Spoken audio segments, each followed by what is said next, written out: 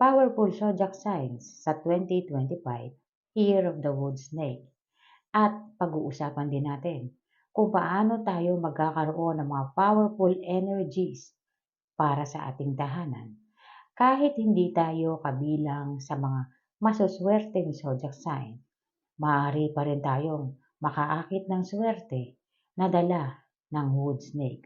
Kung mahilig ka sa ganitong mga video, huwag kalimutang mag-like, mag-subscribe, at i-share mo na rin para malaman ng iba ang kanilang mga swerte sa buhay. At para naman po sa katanungan ng isa nating kamadam tungkol sa kanyang money tree na nasa labas ng gate nila pero ito ay lagpas na sa kanilang bubong o malaki na.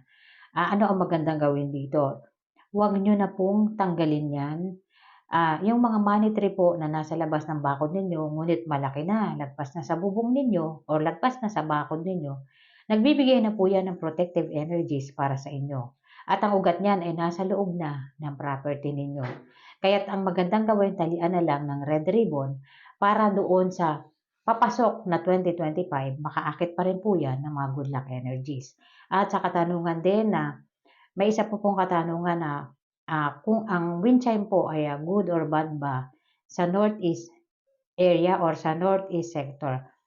Ang northeast po kasi ay nabibilang po sa earth elements yan at ang earth ay napapahina ng metal. Ngunit para po yun sa malalaking metal elements kagaya ng malalaking metal cabinet or yung mga metal doors na malalaki o yung mga screen door na malalaki na gawa sa metal, pwedeng mapahina yung area.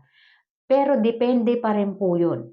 Hindi po sa lahat ng pagkakataon hihina yung area.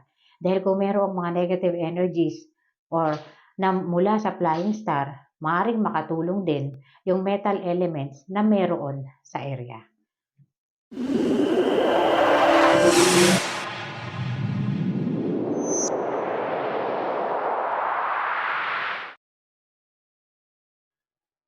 Narito po ang mga powerful zodiac sign para sa susunod na taon, Year of the Wood Snake. At ritual po na pwedeng gawin kung hindi kabilang ang zodiac sign mo sa mababanggit. Kahit kabilang ka, pwede mo rin itong gawin kung nais mo. Nangunguna po ang Year of the Horse, Year of the Rooster, Year of the Monkey, at ang Year of the Ox. Ang mga zodiac sign na ito ay nakatakdang magkaroon ng magandang kapalaran at kabilang sila sa mga zodiac sign na magkakaroon ng suporta mula sa wood snake. Ang lahat ng mga good luck energies ay ihahatid sa kanila ng wood snake at ang lahat ng oportunidad ay maaaring makuha nila or magkaroon dito ng tagumpay at magdulot ng yaman sa kanila. Ngunit, pakatandaan mong mabuti, kung nagnanais ka na wala kang mamiss sa mga good luck energies na maidudulot sa iyo ng Year of the Wood Snake, dapat dala-dala mo ito palagi kahit saan ka man magpunta. Ito ay ang image ng snake. Ang snake ay maaaring magbigay ng oportunidad sa iyo. Pwede kang mabigyan ng proteksyon laban sa mga inauspicious energies. Kaya't maglagay ka ng lucky charms o image ng wood snake o image ng snake o ng zodiac sign na snake.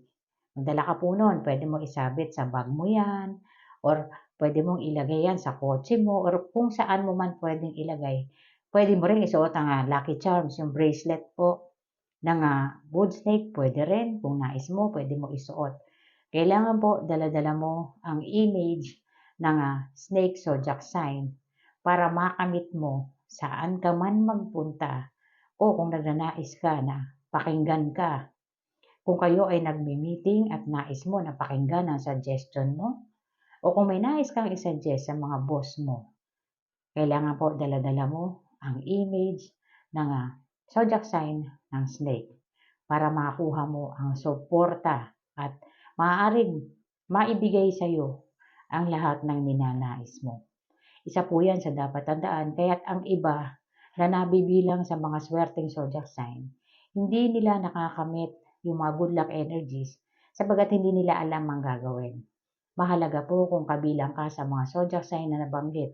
Bit-bit mo dapat para makamit mo yung mga good luck energies at oportunidad na para sa'yo. Ritual po para sa 2025 para makaakit pa rin po tayo ng mga good luck energies kahit hindi tayo kabilang sa mga nabanggit na zodiac sign.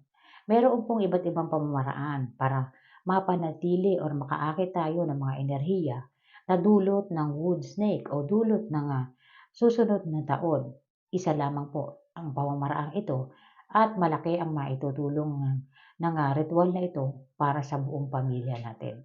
Hindi lamang po isang zodiac sign ang makikinabang, buong pamilya natin makikinabang po. Ito po ang mga kakailanganin natin. Gagamit po tayo ng money tree o yung Pachira aquatica po. Kung ano mang money tree na meron ka, pwede. Kung meron ka braided, pwede po yan. Kung ang money tree mo nasa labas ng tahanan mo pero may gate, may bakod, nasa property mo, pwede. Kahit dyan na lang yan, pwede po yan. Pero kung yung money tree mo nasa labas ng gate mo at yan ay malaking malaki na, wag na po yan ang lagyan mo ng ritual kasi nasa labas na po ng gate mo yan at malaki na yan.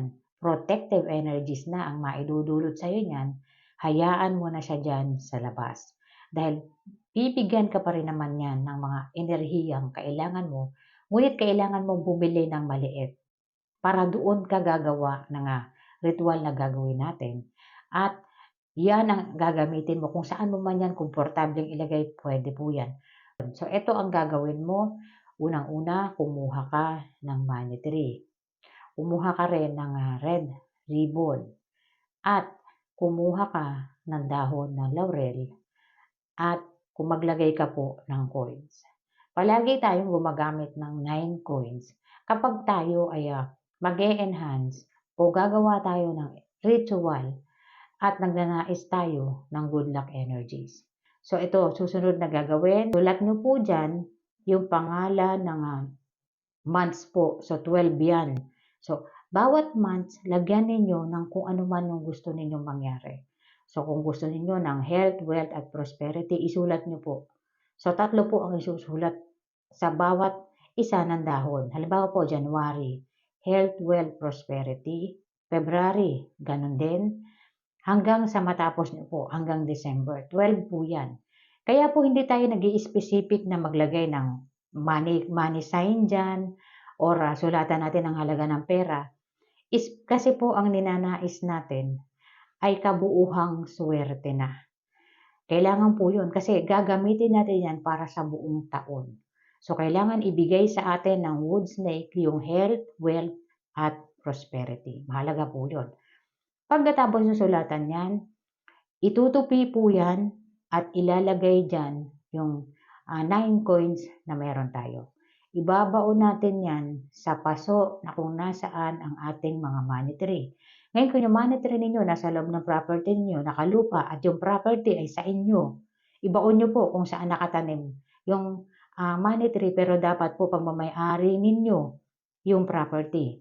Dahil kung nagkataon na hindi at yan ay binaunin nyo dyan at dumating ang panahon na kayo ay pinaalis, ang makikinabang niyan kung sino man ang papalit sa inyo. Sayang po. Kaya siguraduhin ninyo kung ibabaon sa lupa, property po ninyo para kayo ang makinabang ng swerte. Pagkatapos po natin na ibaon sa lupa yung ginawa nating dahon ng laurel at 9 coins, takpan po. Takpan at talian ng red ribbon. Huli nyo nang itali yung red ribbon dahil ang meaning po, ito po ay ina-activate natin at darating sa atin yung health, wealth, at prosperity na ninanais natin. Ang 9 coins po o yung 9, number 9 ay may kinalaman po sa future prosperity o mga swerte sa hinaharap. Kaya't naglalagay tayo ng 9 coins. At hindi lamang po future prosperity ang maibibigay sa atin yan, magbubukas din ang daan yan para sa atin. At pagkatapos pong gawin, magsindi po kayo ng insenso bilang tanda na mayroon na kayong offering para sa mga good luck energies na paparating. Pwede isang insenso, pwede 3, pwede ring 8, or pwede rin 12.